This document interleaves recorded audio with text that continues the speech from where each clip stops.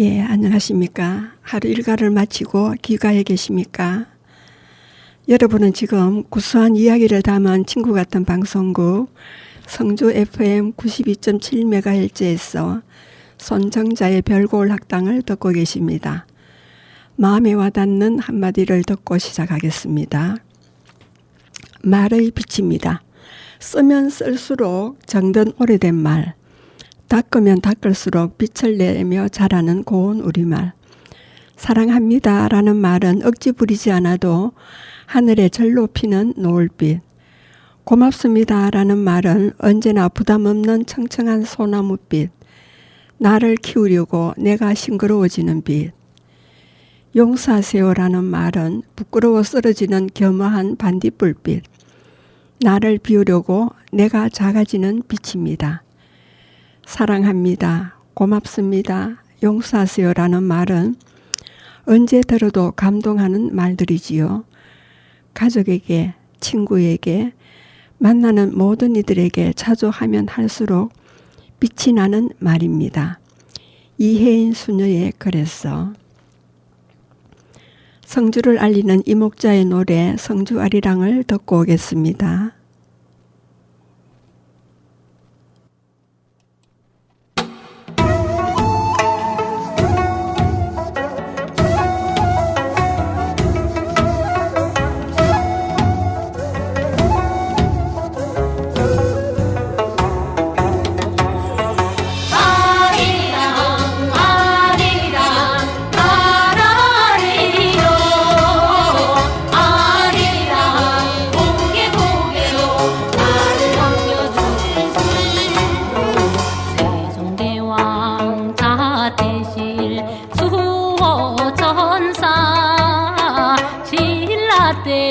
창건된 문화재 선석상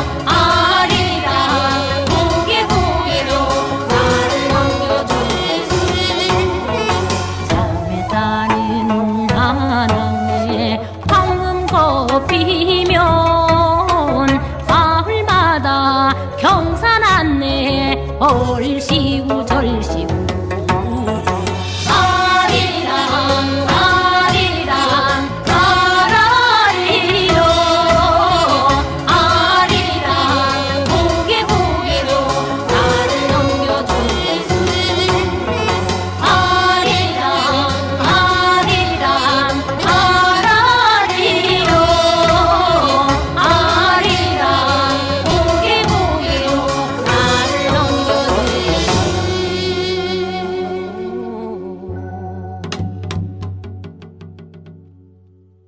예, 오늘은 약물에 의존하지 않고 치유되는 요법인 자연치유에 대한 이야기를 하려고 합니다. 치료와 치유는 다릅니다. 치료란 한자로 다스릴 치와 병 고칠 료이며 영어로는 트리트먼트입니다.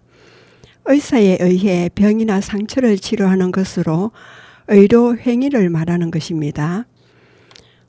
그러나 치료 후에 병이 나을 수도 있고 낫지 않을 수도 있습니다. 그리고 치유란 다스릴 치, 나을 유이며 영어로 힐링입니다. 요즘 우리가 많이 사용하는 말이지요. 스스로 병을 낫게 하는 자신의 병을 고치는 자연치유인 것입니다. 사람이 본질로 돌아가는 것만으로도 저절로 치유되는 것이지요. 우리는 치료라는 말을 들으면 환자 취급을 받는 느낌이 들어서 거부감부터 가집니다.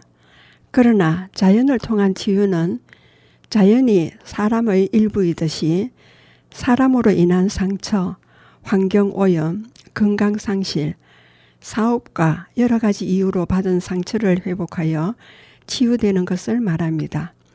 그래서 다시 일어서기 위해 그리고 건강을 찾기 위해 산으로 들어가서 생활하며 지내는 나는 자연인이다 라는 프로그램을 보면 각자 자연 속으로 들어가 생활하는 분들이 치유되어가는 사연들입니다.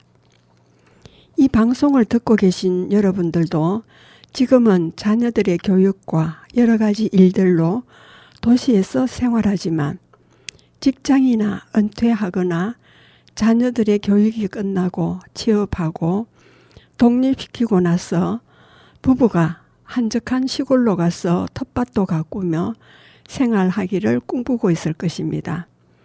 어떤 분은 태어나고 어릴 때 살았던 고향으로 돌아가서 부모님과 형제들이 뒹굴며 살았던 때를 떠올리며 살기도 하고요. 그리고 연고가 없지만 발길 닿는 데로 들어가서 살기도 하지요. 어떤 분은 수십 년 동안 탑을 쌓으며 꿈의 동산을 만들어 혼자 보기 아까워 많은 이들에게 자신이 만든 꿈의 동산을 열어보이며 행복한 노후를 보내는 분도 계십니다.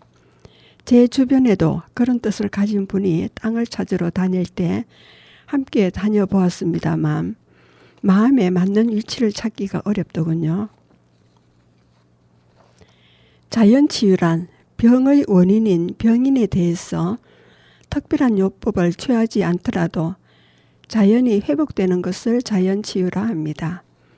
병에 대한 치료의 기본은 생체가 지닌 방어 기능을 왕성하게 해서 자연치유를 촉진시키는 데 있다고 정의되어 있습니다. 자연의 속도로 몸과 마음을 치유하는 것이지요. 요즘 우리는 많은 종류의 치료 방법들을 접하고 있습니다.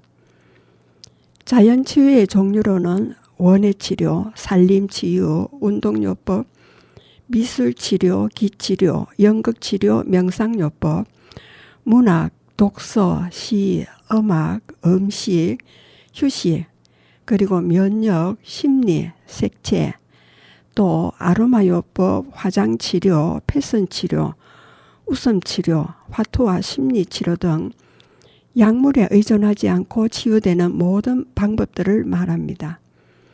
자신이 좋아하는 방법을 찾아서 하면 가장 빠른 치유를 하겠죠. 의료행위나 약물이 아닌 자연을 통한 치유이므로 앞으로는 치료가 아니라 치유로 말해야겠습니다. 마이오 클리닉에서 2016년 발표한 논문 중에 오래 앉으면 죽습니다라는 문장이 있습니다.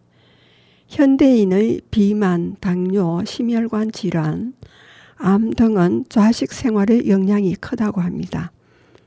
그래서 신체 활동량을 늘려 에너지 소비를 한다면 많은 병을 돈 쓰지 않고도 질병을 예방 및 치유를 할 수 있습니다. 몸이 아프면 마음도 아프고 마음이 아프면 몸도 아픈 것입니다.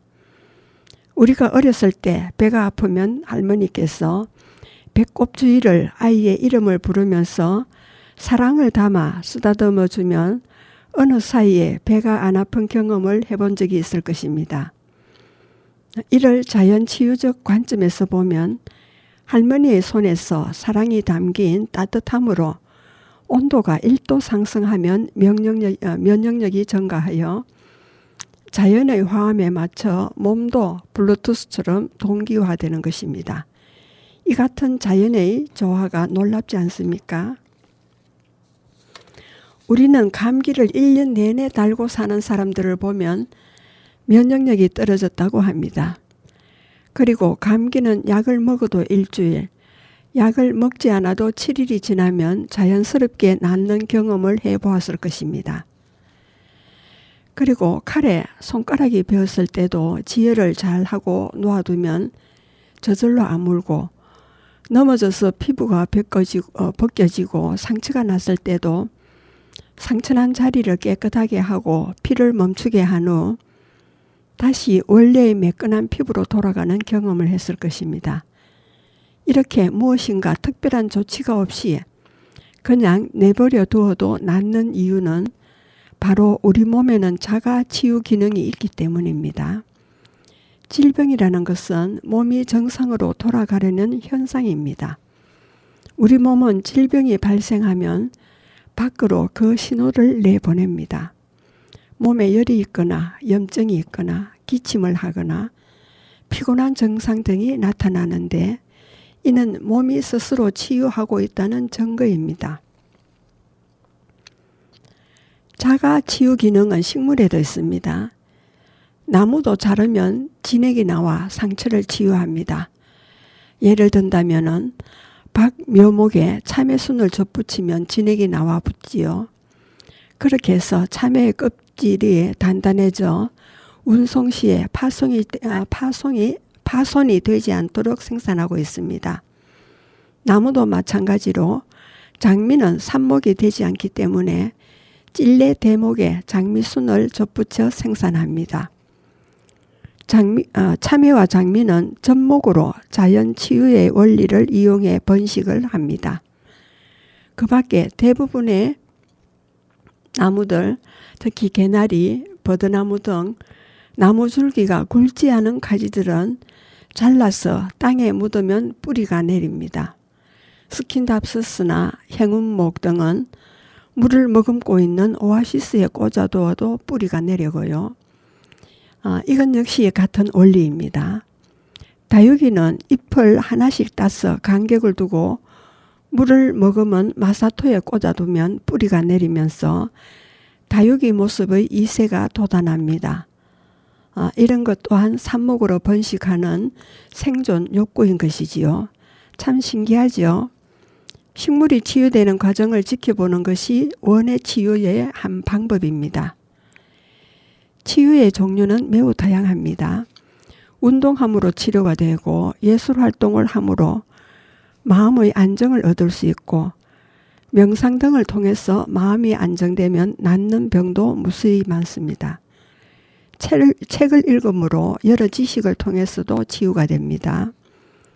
화장을 잘 하거나 좋은 옷을 입었을 때도 심리적인 안정감이 있어 질병이 예방됩니다.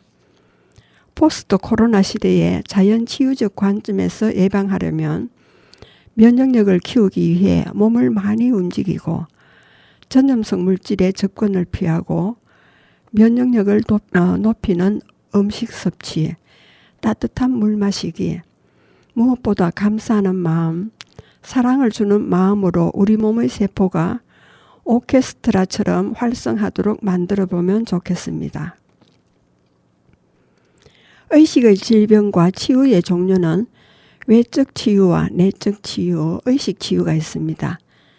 외적 치유로는 외적 질병은 외부 의식에서 오는 외적 요인에 의한 질병으로 눈으로 검증되고 나타나는 결과입니다.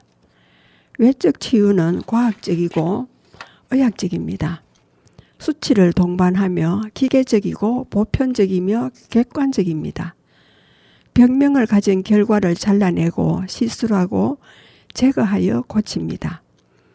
의학과 과학은 계속해서 발전하고 있으며 약물요법, 시술요법, 영양요법, 운동요법, 대체요법, 환경요법 등이 외적 치유에 활용되고 있습니다. 내적 치유로는 내적 질병은 내부 의식에서 오는 심리적, 정신적 요인에 의한 질병으로 자신만이 느끼고 인식할 수 있는 감정과 생각과 마음에서 빚어지는 내적 충돌입니다. 내적 질병은 보이지 않는 내적이며 주관적인 질병으로 심리적이며 정신적입니다. 자신만이 느낄 수 있는 억눌린 감정, 상황에 의한 좌절이나 슬픔 등이 있습니다. 스트레스나 잘못된 판단에 의한 상처와 충격, 아픔 등으로 인해 내적 질병이 발생하기도 합니다. 내적 치유로는 심리 치유와 상담 치유, 정신 치유, 성격 치유, 체면 치유와 원의 치유, 미술 치유, 음악 치유, 춤 치유, 웃음 치유 등이 있습니다. 그리고 의식 치유로는 의식의 질병은 집단의식을 비롯한 영적 요인에 의해 발생됩니다. 집단의식을 비롯한 영적인 문제들이 질병의 원인과 배경이 되며 영적 상황이 질병의 본질이 됩니다. 의식의 질병은 잠재의식과 무의식에서 일어나며 개별적이고 실정적이며 신념적입니다. 의식의 질병은 전 세대의 가족력으로 잠재되어 있습니다. 그리고 영적으로 시대를 초월합니다. 생명의 질서에서 어긋난 희생자의 역할이며 신념에 묶여 있습니다. 무지와 무명이 의식 질병을 만들어 충격과 아픔들이 다른 것으로 전환되어 흐르지 못합니다. 유전병이나 난치병, 원인을 알 수 없는 병 등 의식의 질병은 현대의학의 한계를 느끼도록 합니다. 여러분은 지금 구수한 이야기를 담은 친구 같은 방송국 성주 FM 92.7MHz에서 손정자의 별골 학당을 듣고 계십니다. 음악을 듣고 오겠습니다. 양희은의 내 나이 40살에입니다.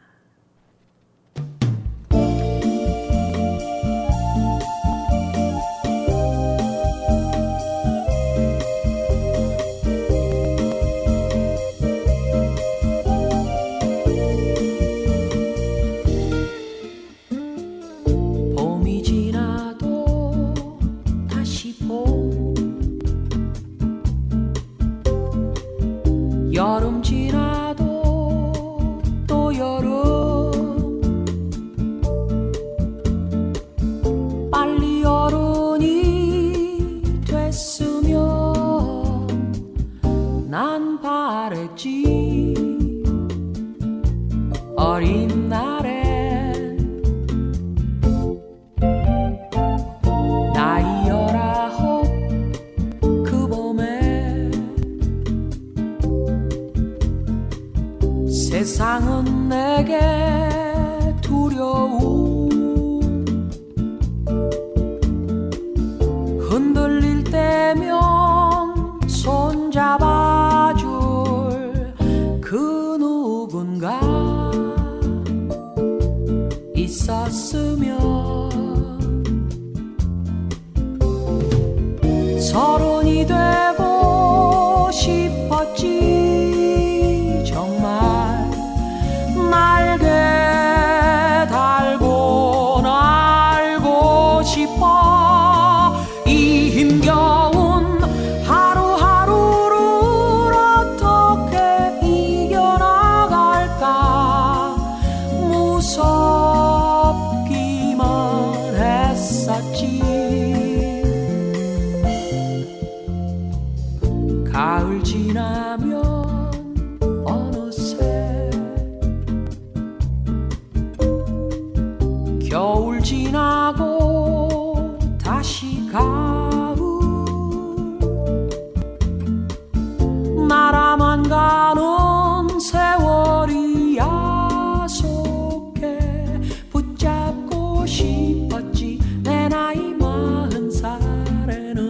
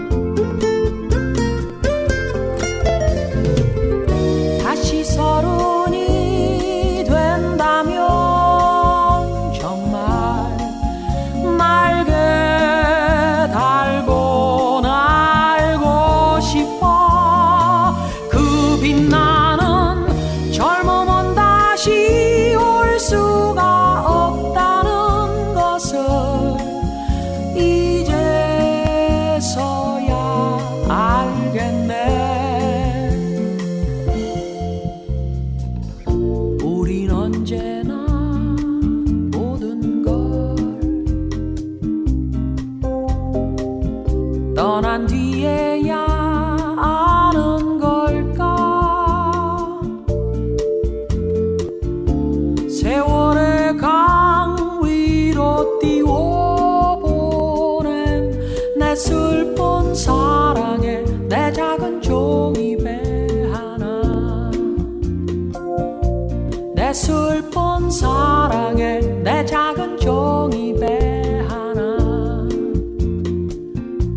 내 슬픈 사랑에 내 작은 종이배 하나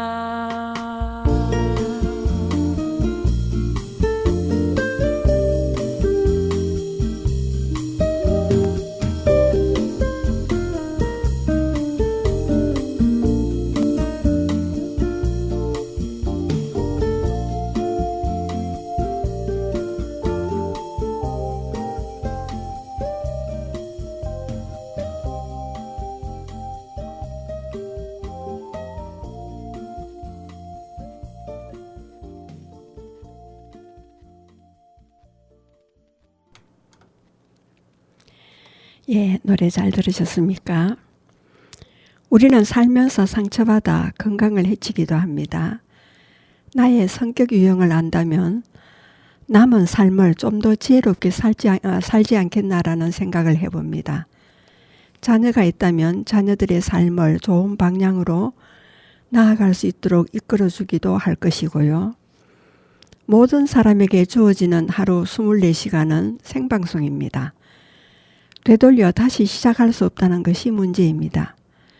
저는 여러 차례 라디오 녹음한 것이 마음에 들지 않아 재녹음을 해서 방송을 하기도 했습니다. 우리의 삶도 그럴 수 있다면 얼마나 좋을까요? 예, 그러면 MBTI에 따른 성격 유형에 대해서 알아보겠습니다.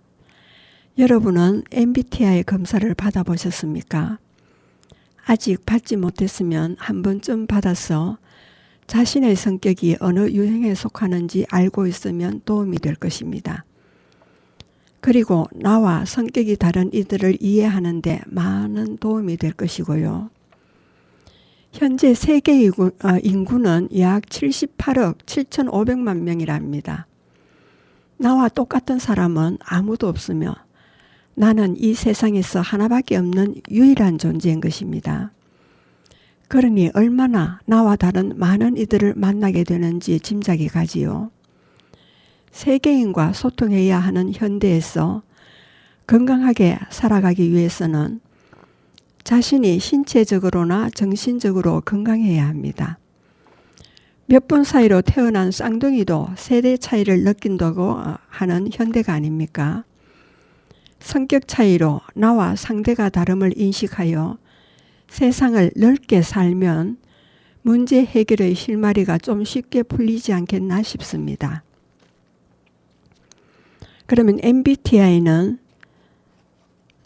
마이어스의 M과 브릭스의 B 그리고 타입 T, 인디케이터리라는 I란 MBTI, 그게 융의 심리 유형론을 토대로 고안한 자기 보고식 성격 유형 검사입니다. MBTI는 시행이 쉽고 간편하여 학교나 직장, 군대 등에서 광범위하게 사용되고 있습니다. MBTI는 4가지 선호지표에 따른 결과에 의해 수검자를 16가지의 심리 유형 중에 하나로 분류합니다. MBTI 4가지 선호지표로는 개인마다 태도와 인식, 판단 기능에서 각자 선호하는 방식의 차이를 나타내는 4가지 선호지표로 구성되어 있습니다. 이 4가지는 정신적 에너지의 방향을 나타내는 외향과 내향, 정보 수집을 포함한 인식의 기능을 나타내는 감각과 직관, 수집한 정보를 토대로 합리적으로 판단하고 결정하는 사고와 감정, 인식 기능과 판단 기능이 실생활에서 드러난 생활 양식을 보여주는 판단과 인식입니다. 이렇게 MBTI는 이 4가지 선호 지표가 조합된 양식을 통해 16가지 성격 유형을 설명하여 성격적 특성과 행동의 관계를 이해하도록 돕습니다. 그러면 외향성과 내향성은 지표는 심리적 에너지와 관심의 방향이 자신의 내부와 외부 중 주로 어느 쪽으로 향하느냐를 보여주는 지표입니다. 외향적인 사람은 주로 외부 세계에 관심의 초점을 두고 사교적이며 활동적인 편입니다. 말로 표현하는 것을 좋아하고 외부의 자극을 통해 배우는 방식을 선호하기 때문에 경험한 후에 이해하는 경향이 있으며 자신을 숨기기보다는 드러내려고 합니다. 그리고 내향적인 사람은 자신의 내면에 더 주의를 집중하며 조용하고 내적 활동을 즐기는 경향이 있습니다.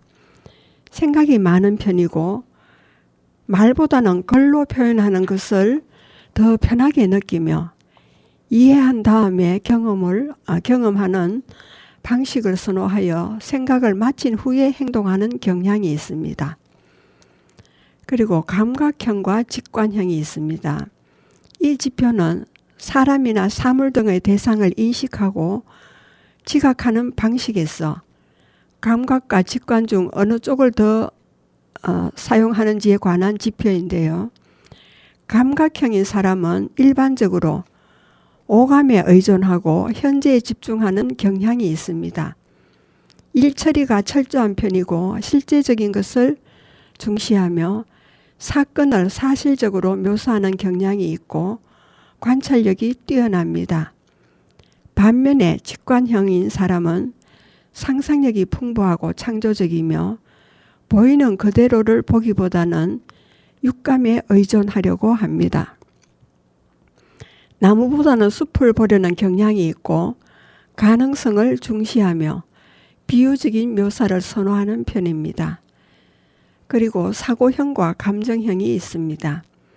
이 지표는 수집한 정보를 바탕으로 판단하고 결정을 내릴 때 사고와 감정 중 어떤 것을 더 선호하는지 알려주는 지표입니다. 사고형인 사람은 객관적인 사실에 주목하며 분석적으로 판단하고자 합니다. 공정성을 중요한 가치로 여기고 원칙과 규범을 지키는 것을 중요하게 여깁니다. 비판적이고 맞다 틀리다식의 사고를 하는 경향이 있습니다. 그리고 감정적인 사람들은 판단을 내릴 때 원리 원칙에 얽매이기보다는 인간적인 관계나 상황적인 특성을 고려해 판단하고 결정합니다. 좋다 나쁘다 식의 사고를 하며 정서적 측면에 집중하고 논리적인 판단이나 원칙보다는 사람들에게 어떤 결과를 가져올지 등을 더 중요시합니다. 그리고 판단형과 인식형이 있습니다. 이 지표는 실생활에 대처하는 방식에 있어 판단과 인식 중 어느 쪽을 선호하는지에 관한 경향성을 나타내는 지표입니다. 판단형의 사람들은 빠르고 합리적이며 옳은 결정을 내리고자 합니다. 목적의식이 뚜렷하며 조직적이고 체계적으로 행동하는 편입니다.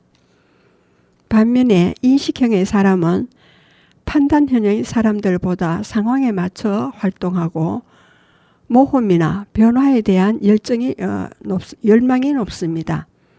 매사에 호기심이 많으며 사전에 계획을 세웠다 하더라도 상황에 따라 유연하게 행동하는 경향이 있습니다. 네, 그러면 MBTI 16가지 유형을 구체적으로 살펴보겠습니다.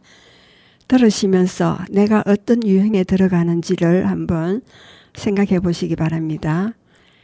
16가지 성격 유형의 대표적인 특성은 앞서 설명한 4가지의 분류 기준에 따른 결과에 의해 수검자를 16가지 심리 유형 중 하나로 분류하게 되는데요.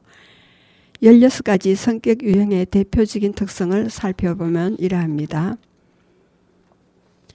여러분은 지금 MBTI에 예, 그러면 ISTJ형입니다. 이 형은 세상의 소금형입니다. 시작한 일을 끝까지 하는 책임감이 강하며 현실적이고 매사에 철저하고 보수적입니다. 이러한 성격에 적합한 직종은 감리사나 회계사, 재무격리자, 웹개발자 일이 적성에 맞습니다. ISFJ는 임금님 뒤편에서 권력자 형입니다. 차분하고 헌신적이며 성실하고 온화하고 협조를 잘하는 사람으로 인내심이 강합니다. 타인의 감정 변화에 주의를 기울입니다. 적합한 직종은 치과 의사나 사서, 초등학교 교사, 창업가 등입니다. 그리고 INFJ형은 예언자형입니다. 사람과 관련된 뛰어난 통찰력을 가진 사람으로 사람들에게 영감을 주며 공동체 이익을 중요시합니다. 적합한 직종으로는 치료사나 사회복지사, 고객관계 매니저 일이 적합합니다. INTJ형은 과학자형입니다. 의지가 강하고 독립적이며 분석력이 뛰어납니다. 부분을 조합하여 전체적인 비전을 제시하는 사람입니다. 적합한 직종은 투자은행원이나 재무상담가, SW 개발자 일이 적성에 맞습니다. ISTP형은 백과사전형입니다. 과묵하고 분석적이며 적응력이 강합니다. 논리적이고 뛰어난 적응력을 가진 사람입니다. 적합한 직종으로는 토목기사나 파일럿, 경제학자, 데이터 분석가 일이 적성에 많습니다. ISFP는 성인 군자형입니다. 온화하고 겸손하며 삶의 여유를 만끽합니다. 따뜻한 감성을 가진 겸손한 사람입니다. 적합한 직종은 패션 디자이너나 물리치료사, 조경 설계자 등이 있습니다. INFP는 잔다르크형입니다. 성실하고 이해심이 많으며 개방적이고 잘 표현하지 않으나 내적 신념이 강합니다. 이상적인 세상을 만들어가는 사람입니다. 적합한 직종으로는 그래픽 디자이너, 심리학자, 치료사, 작가, 편집자입니다. INTP는 아이디어 뱅크형입니다. 지적 호기심이 높으며 잠재력과 가능성을 중요시합니다. 비평적인 관심을 가진 뛰어난 전략가입니다. 적합한 직종으로는 프로그래머와 재무분석과 설계자, 교수직이 적성에 맞습니다. ESTP종은 수완 좋은 활동가형입니다. 느긋하고 관용적이며 타협을 잘합니다. 현실적 문제 해결에 능숙하며 친구나 운동, 음식 등 다양한 활동을 선호하는 사람입니다. 적합한 직종으로는 탐정이나 은행원, 투기가, 스포츠 코치입니다. 그리고 ESFP는 사교적인 유형입니다. 호기심이 많으며 개방적이고 구체적인 사실을 중시합니다.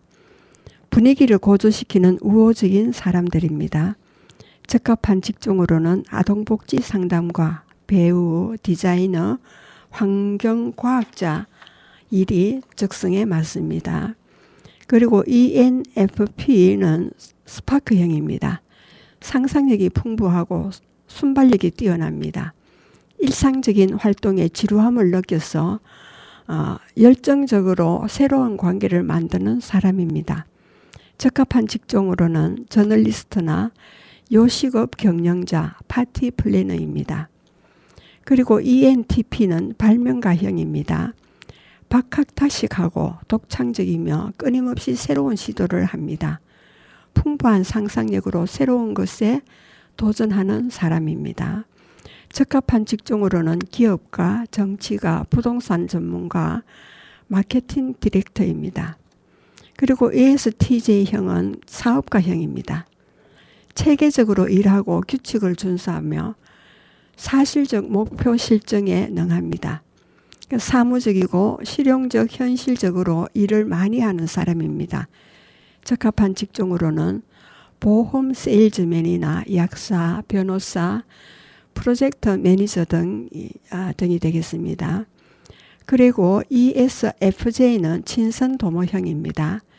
사람에 대한 관심이 많으며 친절합니다. 동정심이 많고 친절과 현실감을 바탕으로 타인에게 봉사하는 사람입니다. 적합한 직종으로는 판매 대표자나 간호사, 헬스케어 종사자 등이 있겠습니다. 그리고 ENFJ는 언변 능숙형입니다. 사교적이고 타인의 의견을 존중합니다. 비판을 받으면 예민하게 반응하고 타인의 성장을 도모하고 협동하는 사람입니다.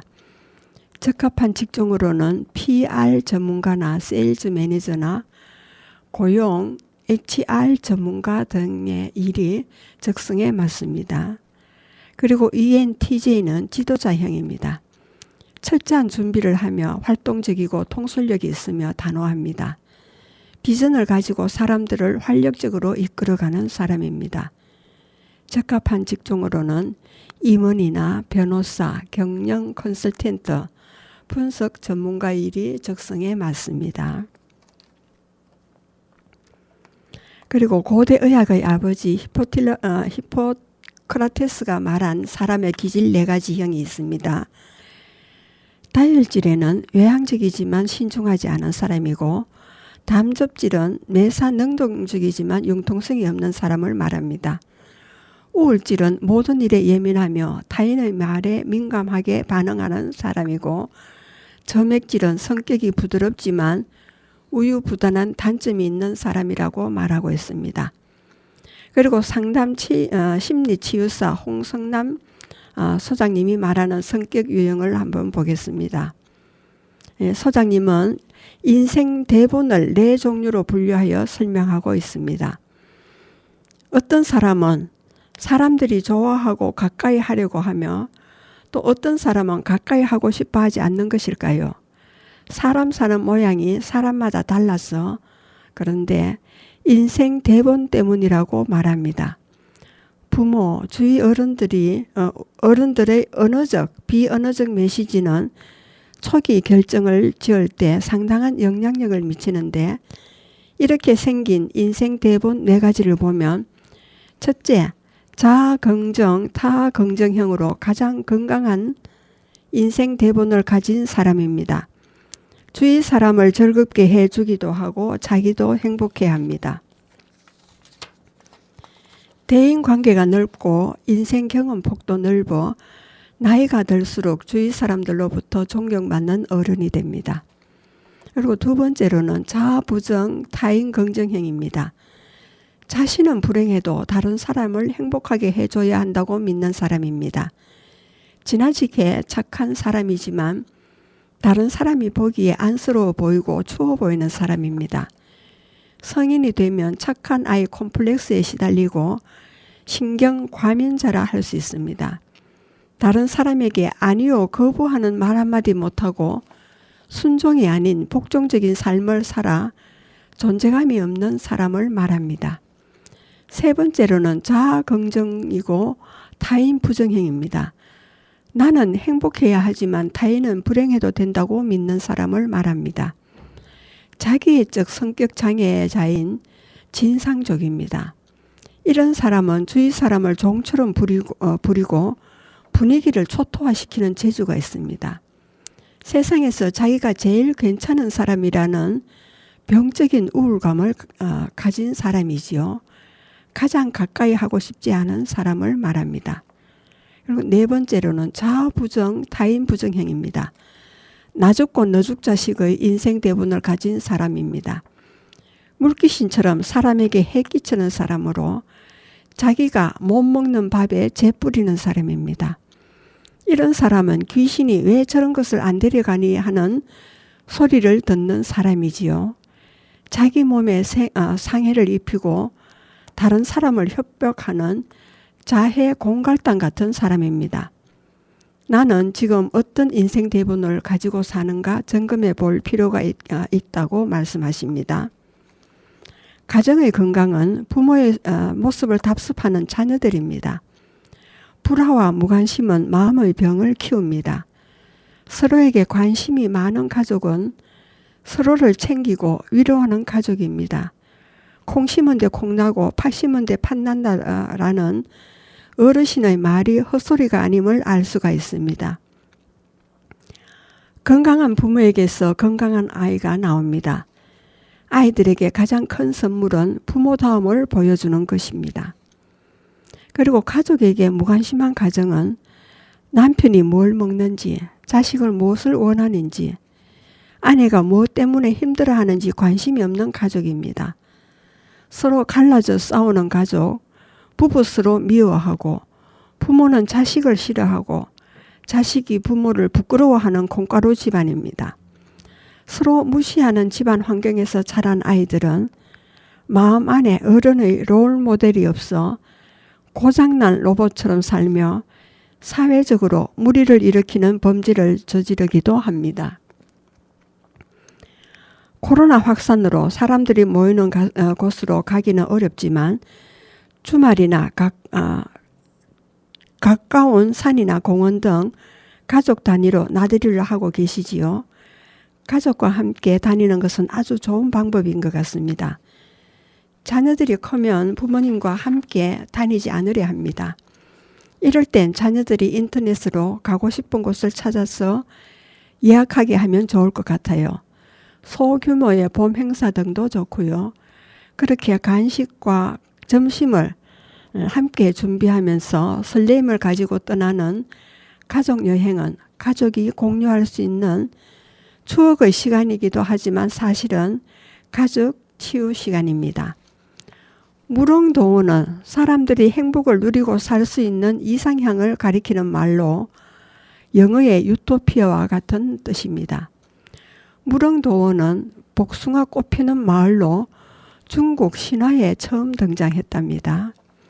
세종대왕의 셋째 아들인 안평대군이 꿈에서 본 무릉도원 이야기를 안견이 듣고 3일 만에 완성한 작품은 현재까지 남은 안견의 유일한 작품입니다. 목류도원도는 500년이 지난 지금도 시조와 서예, 그림의 세 가지 예술이 어우러진 시각예술의 최고 걸작으로 평가받고 있습니다.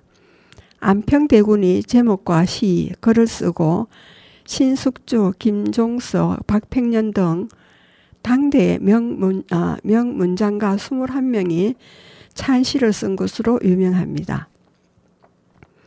그리고 도연명의 도화 원기를 보면 이런 말이 있습니다.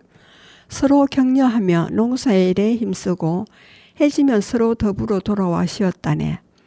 뽕나무와 대나무는 짙은 그늘 들이우고 콩과 기장은 철따라 심네. 봄에는 누이에서 긴 실을 뽑고 가을에는 수확해도 세금이 없네. 아이들은 마음껏 다니면서 노래 부르고 노인들은 즐겁게 놀러 다니네. 초목이 무성하면 봄이 온 걸 알고 나무가 시들면 바람이 매서움을 아노라. 비록 세월 적은 달력은 없지만 사계절은 저절로 한 해를 이루나니 기쁘고도 즐거움이 많은데 어찌 수고로이 꿰쓸 필요 있으랴. 그 유명한 무령도원의 실상이 여느 시골 마을의 풍경 같아서 좀 실망하셨을지 모르겠습니다. 그러나 도연명이 꿈꾼 이상향은 노동하지 않아도 배부르게 먹고 살 수 있는 에덴 같은 곳이 아니라 본분을 다하고 열심히 일하면 저절로 기쁘고 즐겁게 따르는 세상이었습니다. 실제로 인생을 살면서 노력한 만큼이라도 대가를 받을 수 있다면 그것이 복이라는 생각을 자주 합니다. 열심히 해도 뜻대로 되지 않을 때가 더 많고 그런 삶에서 벗어나지 못하는 사람이 사실은 대다수이기 때문입니다. 그렇다면 우리가 꿈꾸고 싶어하는 무릉도원은 어떤 곳일까요? 바로 가족이 함께 가꾸어 가장 편하게 지낼 수 있는 내 가정이 아닐런지요. 사랑합니다. 고맙습니다. 용서하세요라는 말은 할수록 광이 날 것입니다. 여러분은 지금 구수한 이야기를 담은 친구 같은 방송국 성주 FM 92.7MHz에서 손정자의 별고울 학당을 듣고 오겠습니다. 조선말 고종의 마지막 황손 이석의 노래 비둘기 집이 되겠습니다.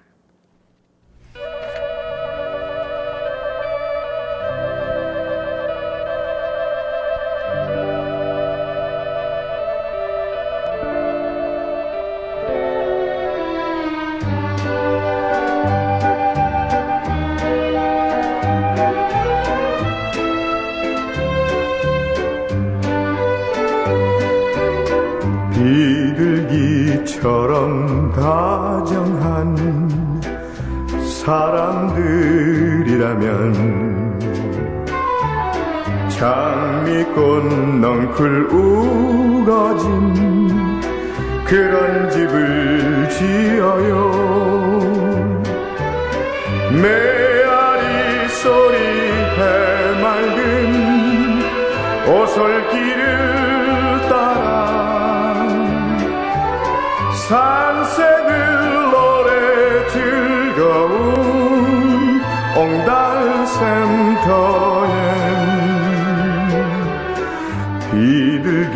비둘기처럼 다정한 사람들이라면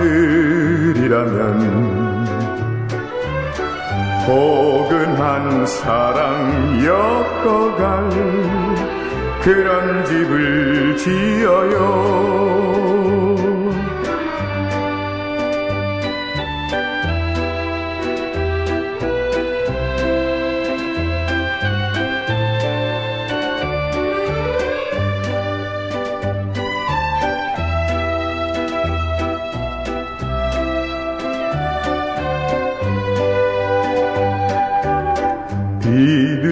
비둘기처럼 다정한 사람들이라면 장미꽃 넝쿨 우거진 그런 집을 지어요. 메아리 소리 해맑은 오솔길을 따라 산새들 노래 즐거운 옹달샘터엔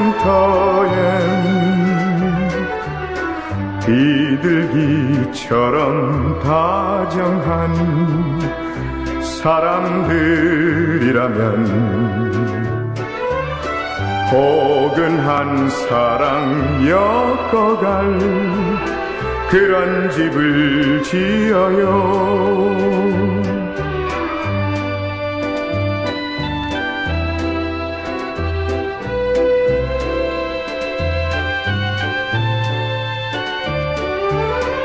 포근한 사랑 엮어갈 그런 집을 지어요. 그런 집을 지어요. 그런 집을. 예, 노래 잘 들어보셨습니까? 우리가 다 아는 독도에 대한 이야기를 좀 해보겠습니다. 신라 장군 이사부는 지금의 울릉도를 신라 땅으로 만든 태장군입니다. 독도 지명의 유래는 512년에는 우산도로, 1476년도에는 삼봉도로, 1794년은 가지도로, 1906년은 석도 독도로 불렸습니다. 홍순칠 대장은 독도 수비대를 결성하였고요. 안용복 장군은 외구로부터 독도를 지켜낸 조선 백성이었습니다. 2012년 10월 28일 국가해양부는 국가지명위원회를 통해 공식적으로 동도의 봉우리를 우상봉으로, 서도의 봉우리를 대한봉이라 명명하였습니다. 바위로 분류되던 것은 탕금봉으로 재분류해 독도는 3개의 봉우리를 가진 섬이 되었습니다. 2000년 10월 25일 독도의 날은 독도가 대한민국의 영토임을 알리고 대한제국 칙령 제41호 제정을 기념하는 날입니다. 1900년 10월 5일 고종이 공포한 대한제국 칙령 제41호는 독도를 울릉도의 부속섬으로 정하는 내용을 담고 있습니다. 네. 박경훈 작사 김호중의 노래 독도를 노래한 홀로 아리랑을 마지막으로 듣겠습니다.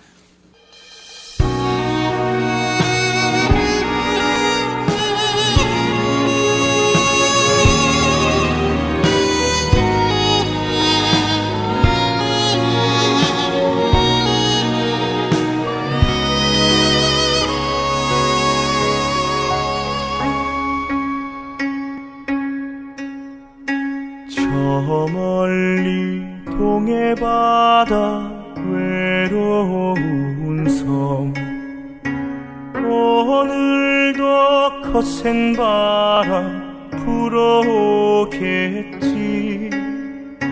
조그만 얼굴로 바람 맞으니 독도 약한 밤에 잘 잤느냐 아리랑 아리랑 홀로 아리랑 아리랑 고개를 넘어가 보자 가다가 힘들면 쉬어가더라도 손잡고 가보자 같이 가보자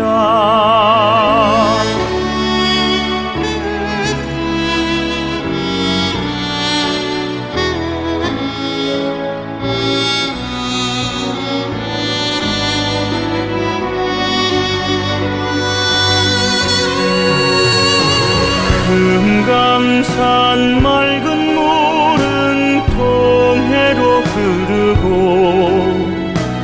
설악산 맑은 물도 통해 가는데 우리의 마음들은 어디로 가는가 언제쯤 우리는 하나가 될까 아리랑 아리랑 홀로 아리랑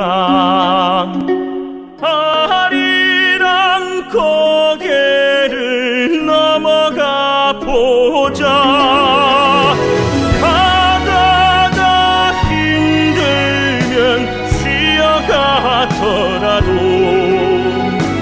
손잡고 가보자 같이 가보자 백두산 두만강에서 배 타고 떠나라 한라산 제주에서 배 타고 간다 바다가 홀로 섬에 닻을 내리고 떠오르는 아침해를 맞이해보자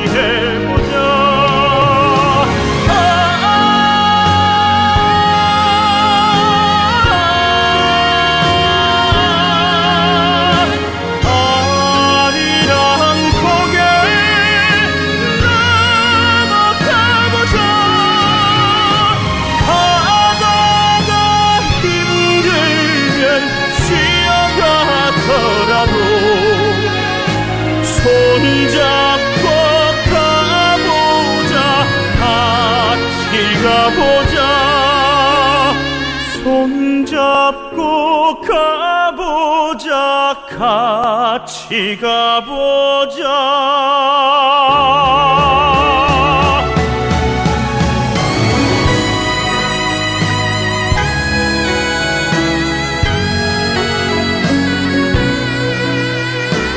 손잡고 가보자 같이 가보자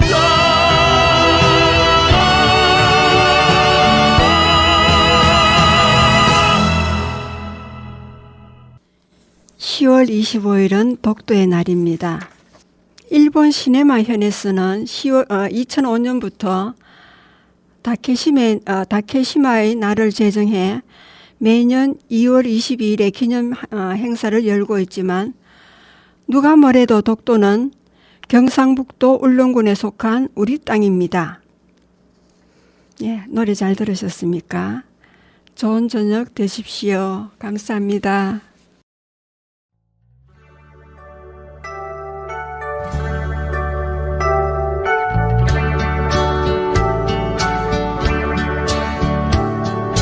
Jimmy, please say you'll wait for me. I'll grow up someday, you'll see. Saving all my kisses just for you. Signed with love forever true. Joni was the girl who lived next door. I've known her, I guess, 10 years or more. Joni wrote me a note one day, and this is what she had to say. Jimmy, please say you'll wait for me. I'll grow up someday, you'll see. Saving all my kisses just for you. Signed with love forever true. Slowly I read her note once more. Then I went over to the house next door. Her teardrops fell like rain today. When I told Joni what I had to say. Joni, Joni, please don't cry. You'll forget me by and by. You're just 15, I am 22. And Joni, I just can't wait for you. Soon I left our little hometown. Got me a job and tried to settle down. But these words kept haunting my memory. The words that Joni said to me.